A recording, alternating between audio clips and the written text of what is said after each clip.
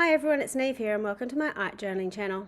Today we're going to be playing around with making backgrounds and doing a bit of collage over the top, and this is making a scraped paint background. It's a really easy way of making backgrounds, really messy, and it's just put a little bit of paint out on your page. I put too much of that first colour on and scrape it out until it's dry and there's nothing left on your scraper. You can see I'm using an old credit card there. Use whatever you've got, even an old piece of cardboard will work. So the secret, I suppose, to this is little bits of paint. Don't put out too much, and to scrape it out until it's basically dry to the touch. What will happen is you'll get really thin layers of paint, which will overlap on top of each other and blend really nicely. When I've finished, I'm going in with these stamps. I think these are from Visible Image. I just really like sort of the graphic dots with them, sort of really grungy, which sort of fits the background as well. So with a scraped background like this, you probably do want to put something over the top, whether it's a bit of stenciling or stamping, just to help combine it all together. If I just left the background, it would have been fine if I was putting a big collage over it, but it is a little bit bitsy. So by adding some other stuff over the top, it sort of helps draw it together. So you get this sort of, it's one rather than lots of separate pieces. This is quite a big picture out of a fashion magazine.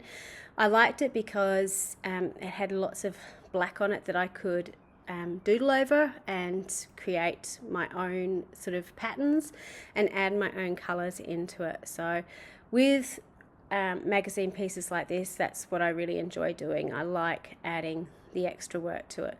Now usually I will outline stuff with a black paint pen, but obviously if I'm doing black, I'll do the opposite and do white, just so it sort of stands out. And this is what gives it that almost 2D cartoony effect, which I really love. So you can see here with paint pens, I'm just going in and making really big dots everywhere as part of the coat. And I find paint pens really convenient for this. There is absolutely nothing stopping you from using paint, so just go over it with paint. If it was a lighter coloured piece of clothing, alcohol markers work well as well. But just remember the colours are a little bit transparent. So if you've got very bright colours in the background and put the alcohol marker over the top, it might change the colour you're looking at. So just be aware of that. But, you know, I do have a range of paint pens. Santa was very good to me one Christmas and got me quite a lot. So I just find it really convenient. It dries pretty quickly and helps to put everything together. So you can see on the bodice, I suppose, I'm terrible with fashion and clothes. I'm doing the striped lines and the lime green. Quite often the colours I choose are mirrored in the background, so I am using those blues and pinks and greens that I've used in the background, and I will often do that in my collagey pieces, either choose colours that are from the background or make them very contrasting, one or the other. But you can see here from starting off with a fairly plain looking piece, I've sort of transformed it somewhat. So you've got that funky looking background, now she's got a funky piece of clothing, and now she's going to have funky hair. So just because the model has hair or has a hat or has anything doesn't mean you can't change it. So you can see here again, I'm going in with my paint pens and giving her a very colourful afro.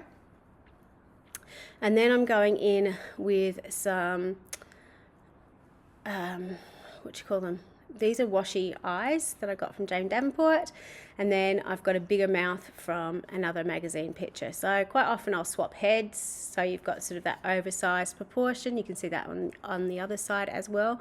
But just doing something to make it look a wee bit weird. Now, obviously I could have left it the way I wanted to, but you know, where would be the joy in that if you didn't make it odd? I've also got this neon paint pen, which I've been using a lot to do for the iris of the eye. because it's quite bright.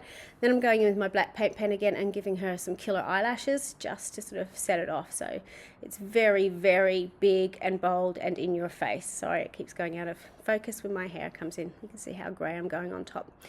Joys of teaching and having young children. So now she's got her big bright cheeks, and I did decide I wanted to put a border on this, so I'm going in with a thick paint pen. Again, use paint if you wanted to. Washi tape's always a really handy way, especially a good way to use it all up. I'm just doing it around the edge where the image isn't, so usually I may actually put the border straight over the top, but sometimes I actually let the image come out of the frame, so to speak, and that's what I'm doing in this one. I have also outlined it with a white pen just to help pop it out from the background, and then I'm going in with another paint pen. This is a really big chunky fluorescent one, which is a chisel tip, so and I've just used a chisel chip, it's like a tongue twister, chisel tip to make the marks around the edge to give that sort of stitching pattern. So finally for this, I am sitting here thinking about a quote I can write on my page. Again, I am using the colours I've used in the background and the colours I've used on my image. And you'll see I'm writing across the actual image I've drawn, which I do quite often on collages like this, because when I collage like this, yes, I have fun doing it, but the main point on these ones, I suppose, is the quote. Now, I started off with the green, but it did blend in a little bit too much. So I'm going in with my gold, chrome gold paint pen, which actually stood out really, really well. It's a bit hard to see because it is quite reflective, and it sort of blends in a little bit. You can see that where the don't and the to is when the light's hitting it in the right way. So it actually stands out really well. And obviously when we've played around with doing some shadows on it, that will help pop it out a little bit more. So don't forget to call Jenga when everything falls apart, which I really loved. So again, with a page like this, I was having fun doing it, but the quote, you know, was quite relevant to what was going on at work. It was very busy. We thought things would be happening and other things happened. So I came across this and thought, yeah, that's perfect. So quite often with my magazine collages, the quotes tend to be a little bit more snarky, I suppose, but they still are based in reality. They still, when I come back to those pages, make me go, oh yeah, that's what was happening that day, when I see them. You can see my pen is having to be primed a little bit. It's coming to the end of its life, unfortunately, this one, so I do need to replace it because I use it quite often. So I'm going in and I'm actually outlining the entire letters with this. Usually I'll just do one side, but I'm actually going around with my white pen just to really push it out from the background and to make it pop out. So feel free to play with your handwriting and your text, and you know, you don't have to highlight in black and white. You can highlight in colour, whatever is going to help you pop that writing out from the background. Just play with it. So there's absolutely no rules when we're doing this, and that's what I love about art journaling and art in general. No one can tell you it's right or wrong. If it looks good to you, that's fine. So when I'm finished doing this, I think I go back and put a shadow on it, but I'm not 100% sure. I'd be surprised if I didn't. Because that would be me. You'll also see me drying my pieces as I go along.